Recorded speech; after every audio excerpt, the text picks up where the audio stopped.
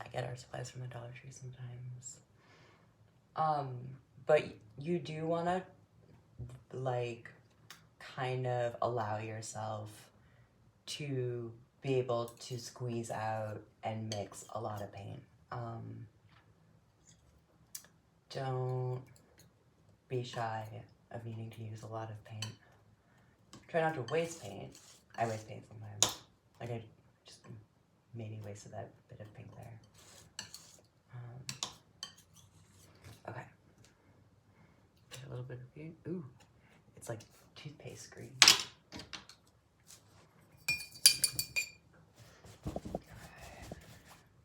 Get all the red off that brush. Still see okay? Yes. Okay. So there we go. I have made half my color wheel. You can see two colors, red and green. Red and green are complementary colors. And I hope that, I know the lighting is a little weird, but I hope that it's clear how these colors kind of pop when you see them next to one another. They create a kind of a strong visual impact like that.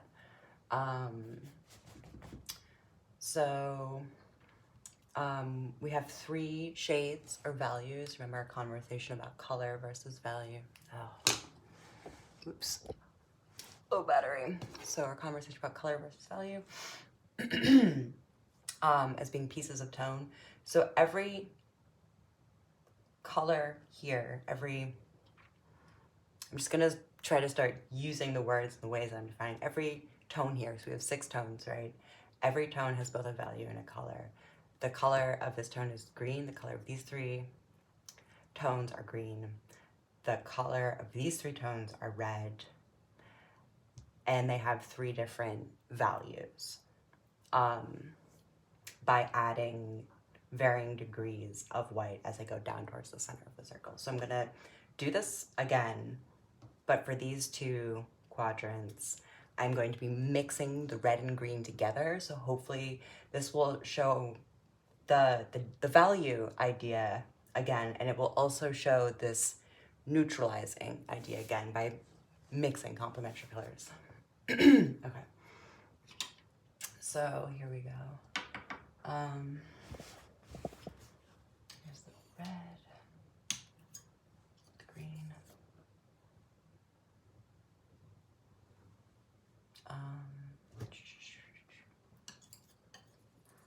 So for the first one down here, what I am mixing right here, and it's gonna look really, really dark, is roughly, I'm trying to get is a 75% red, 25% green mixture. You could see it, how really, really dark that is. I'm just brushing it out like so. Ew, I can't believe I just said like so. Sound like my mother. I hope I'm speaking loudly enough. Do-do-do. Like that.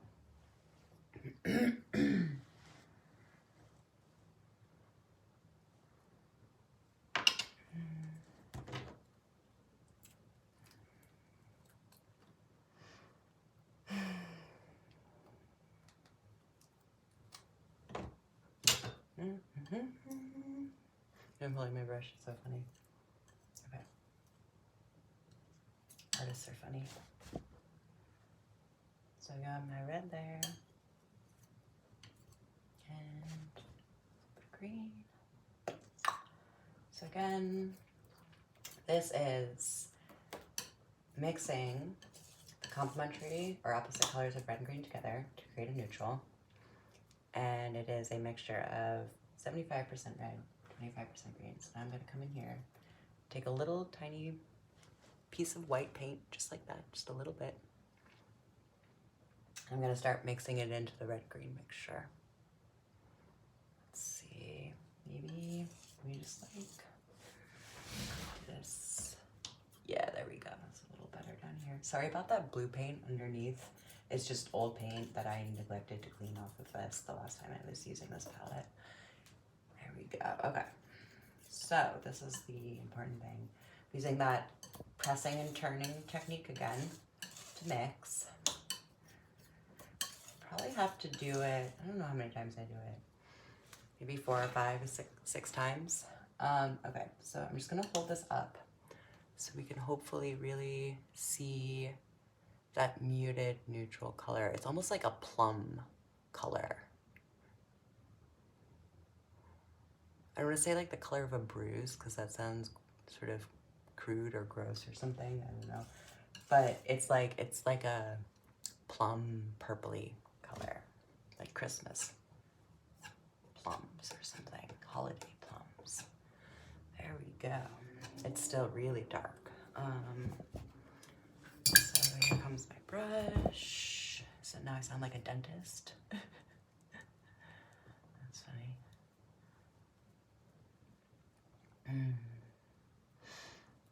And there we go. Yeah.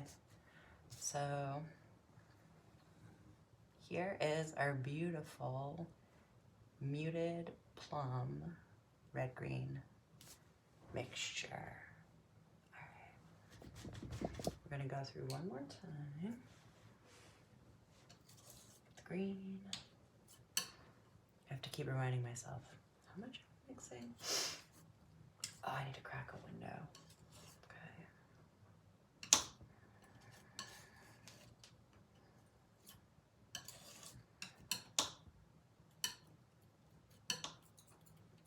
Oh man, because talking like this, at this ventilation, my throat is starting to hurt.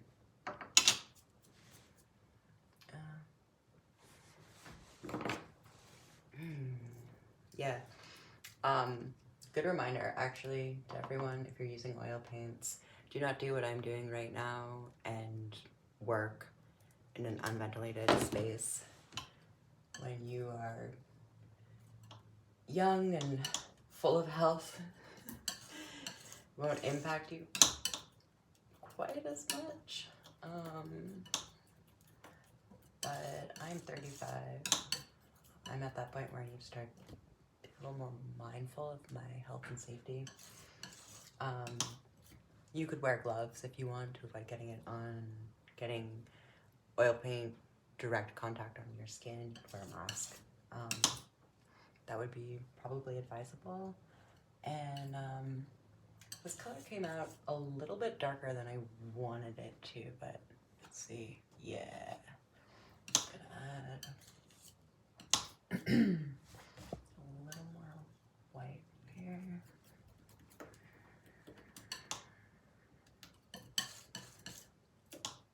Okay. There we go.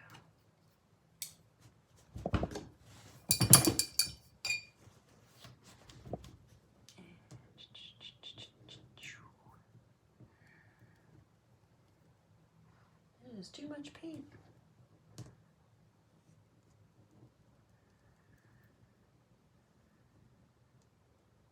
And there we go. Yeah, that looks good. Okay.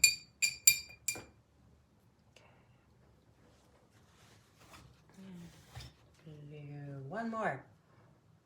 3 down, 1 to go.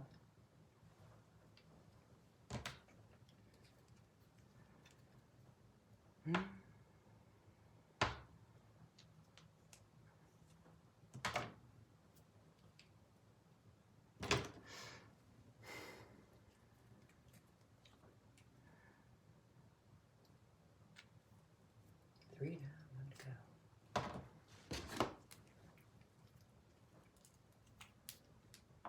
I'm just being like, screw it. I'm just gonna put out a bunch of paint right now. I keep having to squeeze out more for each one of these.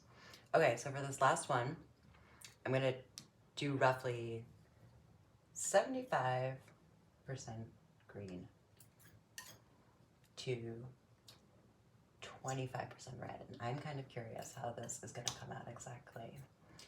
For me, like that's like the fun part. Like that's the exciting part, is like not entirely knowing what a color is gonna look like. And so like another thought I was having about this is I was trying to do this demonstration last week with pastels, and it was really hard on a toned paper. So it was really hard to actually see the color I felt and actually see the value. So this is why I wanted to do this, because I wasn't sure if I'd be able to do oil paints in class time like this. This is a color mixing technique or exercise that really works best and is like most helpful when you're mixing with paint, but especially with oil paint. And that's just because paint has this ability to layer and mix and retain its richness. And it's, yeah, I think the point has been made with that. Okay. Right, so here we go. Here is the red-green mixture.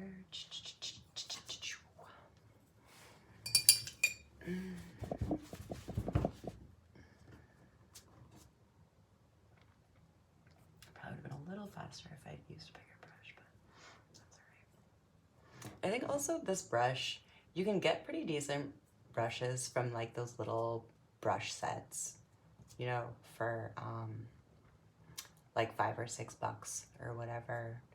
You can get a little set of brushes, you know, 4 or 5 brushes like this from Blick. And that'll usually last you a pretty long time, so long as you take care of them. Just clean them after each use. With oil, of course, again, it's a little bit harder if you don't have a space to clean brushes. You know, like that's part of the reason why I stopped working with oils, because I don't have a space to clean the brushes. But acrylic is really good too. Acrylic doesn't get the love it deserves. We can do some acrylic stuff too soon. And okay. So here's the green. I'm using so much paint right now. Red. And white.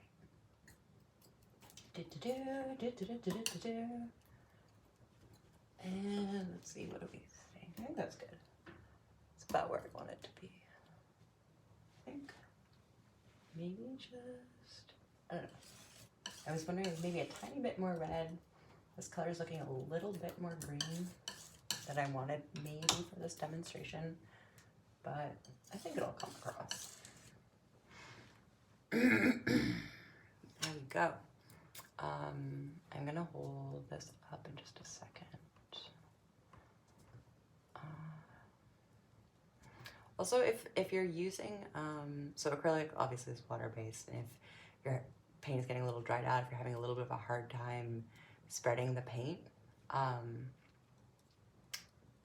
then you can add a little bit of water. Acrylic, obviously, again, it dries much faster, so you need to sort of also have this element of working a little more quickly. But with oil paint, so like I'm also painting right now on just a piece of paper that isn't like sized with anything. It's not like a stretched canvas, and it doesn't have like a layer of gesso on it.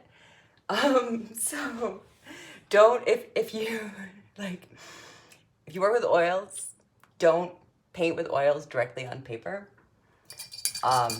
What we can I was thinking maybe we should do like a materials and techniques like class or something if we have time.